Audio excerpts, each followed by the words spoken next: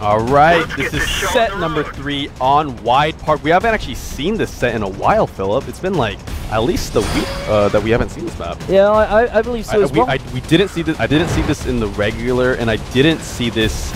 I don't think we saw this in last week's Masters either. Possibly. Maybe like once. Yeah, maybe once, but yeah, possibly. You may be right on that one. It hasn't been too popular of a pick. To be honest with you, though, I like this map more and more because of the diversity of tactics we've seen so far. I mean, right now, the way I look at the map, obviously, like Front Mission going for an all-in defensive setup to the northeastern ruins, which is something we've seen a lot in the open season.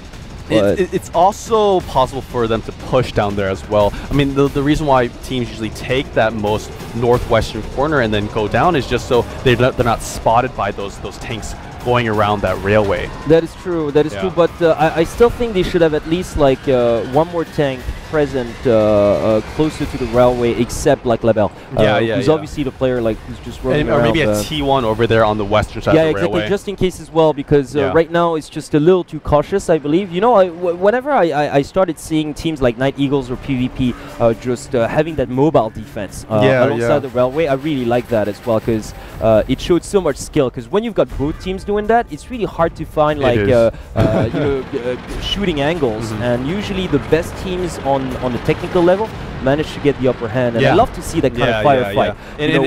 When there's no clear cover, and it's really up to the players to show like individual skill. Exactly. Yeah, I love those situations where they kind of they're like both poking in and out, and what happens is it's just whoever's better. Just exactly. Like because it's always about like just keeping all line of fire like under sight, pretty much, not letting your opponent like surprise you. But that's where teamwork really comes into play as well, just coordination and sheer instinct on pretty much trusting your opponent to have your back as well. So that's really when you've got like mobile defenses like these, that's usually when you see the better teams, both individually speaking and more particularly when it comes to team chemistry. I mean, but a lot of times when we see that strategy, we usually see teams go for more like of a T69 and more kind of tanks that are able to just make it up and down that slope fast enough. And this time around, just because they have AMX-50s, T-32s, IS-3s, like just because of those more bulky tank setups. I mean, that might be a reason why we're not seeing as much of it this time.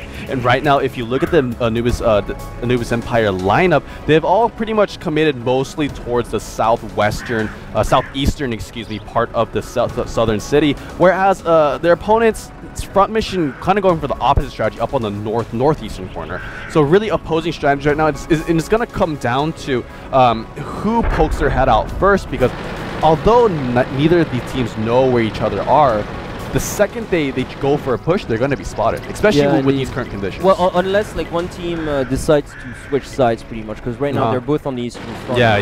And for the record, like just for our viewers here, Black Labelle drawing first blood again with his 1390. He actually took out Aragon VN here. So I believe that was also the scout that was on the western westernmost front like of the railway. So Black Labelle doing a pretty good job just roaming around and making sure nobody is getting to that western front. And that's what he really likes to do as well. I mean, even since the open season, Black Labelle loved to take up those T1s first, and then if there was like a piece of artillery or a high priority target, he would go for that. And usually after he takes care of the T1s, then he usually stays like not hidden, but sort of keeps out a dodge and just comes in at the nick of time to finish like a heavy tank for that one last shot. That's how he managed to accumulate such an impressive body count throughout the open season, was because he was one of the greatest finishers like within the tournament. Always like his timing was spot on as well. Oh, but look at this. Vega Knight is going for the... No, he wasn't going for a push. He actually took damage while he was... he did, but look at that. He's already down to 539. That's not looking good at all. And which also means that, well, I mean, look at that. There's just like they're changing fronts right now. I think it's really smart for Front Mission to do that, because they had been spotted to the east, but something tells me that Anubis Empire is not going to be courageous enough to actually commit to an eastern push. So I think it's very wise. I feel like every single one of these sets, Front Mission has been the aggressors. I mean, every single time Anubis Empire really goes for a defensive setup, just waits for Front Mission to come at them, and then once Front Mission do, that's when they actually engage. Yeah, indeed. But right now I'm liking this because, you know, they split out their forces, and quite evenly too. I believe that's a T1 and a heavy tank that have, or perhaps even 2 heavy tanks that have been left. Heavy tanks, I think. Yeah, that have been left close to the starting position. And meanwhile, all the other tanks, including the T1s, are actually just going for the southwestern part of the enemy base. And you know, once they take position, it's going to be very, very hard to stop them. Yeah, as a matter of fact. And right now, each one of them is crossing without being challenged at this point. Yeah, and that's because all of the members from Anubis Empire moved to that eastern part of the map. Front, and that's because, I mean, initially I believe they were posted to the west, but because they saw a couple of those heavy tanks, front mission tanks, yeah, they've all moved over there. But this is allowing front mission to push into the southern city. They have still 2 of their heavy tanks back at their base. I believe it's those T-32s because Panda Eye and Ripper are here down in the southern area. So they've really spread their forces thin. They got to be careful in the engagement. If Anubis Empire goes all in onto this engagement, then definitely front mission is just going to lose. Like hands down, just going to lose. Yes. Well, here you've got Grim. No, it's actually GRJM. Also, Grim. Good luck. It could be like an I, like a pseudo I. Well, let's just say Grim. Like, I don't fancy like spelling, just like enunciating like 4 letters every time. So, well, just sorry, mate, if that's not your name, but we'll just call you Grim for today. Yeah. So yeah, they actually. Wow, they pulled back even more. Yeah, they pulled back even more because they actually saw the western front being harassed. So they're just really regrouping as much as they can. Once again, I'm liking the way that front mission is retreating through this. Not entirely retreating. They actually left both T1s, I believe, for sight, but they just decided to take a different approach. Right now, you know what? They could like completely cut down straight in the middle of the map across that railroad and still not be spotted. And they'd be safe.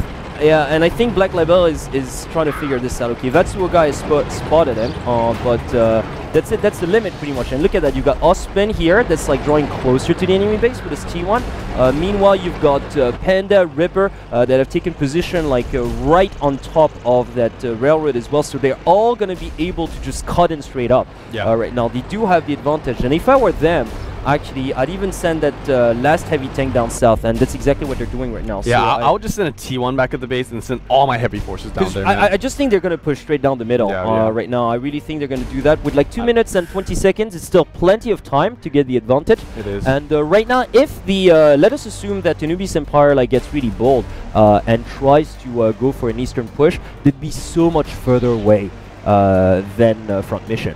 Not to mention Front Mission already has the high ground right now because they're squatting on the railroad. So no matter what Anubis decides to do at this point, they'd still be at a disadvantage. Yeah, definitely so. So right now, Front Mission gonna push down into Southern City. They are pulling their heavier forces. 2 of their T-32s are still on the railway. They gotta defend this. Yeah, and the base capture has started. The base capture has started, but it's just like Hades pretty much, who already took damage with his T1. He's just being bait here. Yeah, oh look at this Black Label right here to stop Zelda Duck.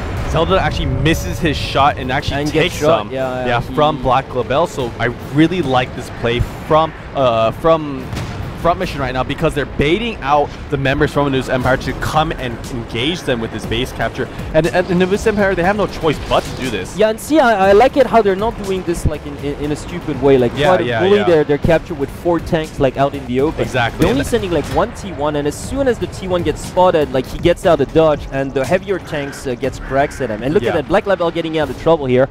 He actually, like you didn't see it on the screen, but on the observer, I saw Black Label just retreating up north because he was being surrounded. So they're still alive.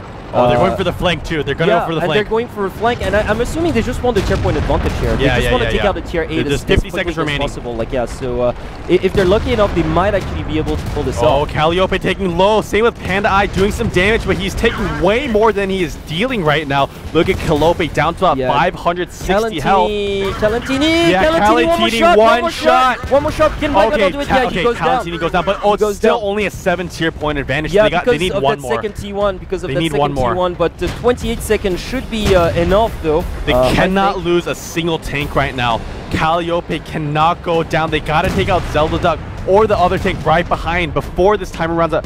15 seconds remaining right now. Gunner Calliope most likely gonna go down right here. It doesn't matter. It still would be a draw though. It's not like they but they do trade, and actually a huge advantage going in favor of Front Mission, and it looks like they will take this third set.